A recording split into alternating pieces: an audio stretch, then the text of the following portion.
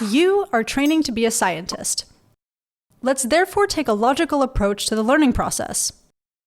The circle of learning success. You can use it to find out at which stage you can get the most benefit. We'll start with the action plan. If an architect doesn't make their goals explicit, their brain doesn't know which way to go. The brain is a goal-seeking device.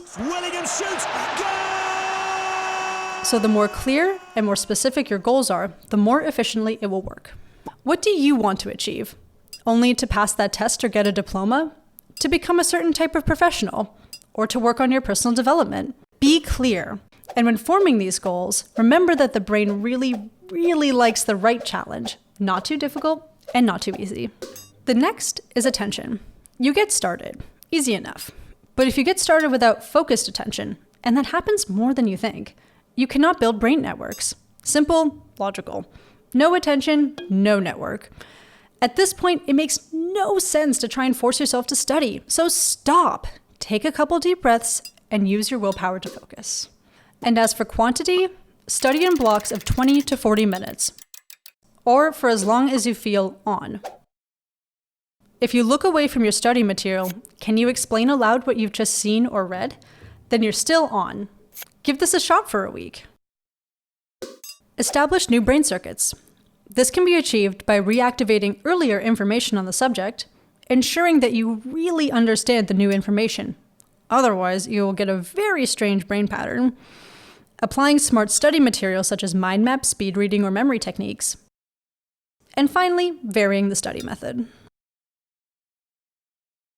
Ingrain your brain circuits. Once a network has been created, it must also become strong enough. You need to take the information from short-term to long-term memory. You can do this by repeating or applying the study material. If you don't have time to do this, analyze your planning and prioritization and find room for it.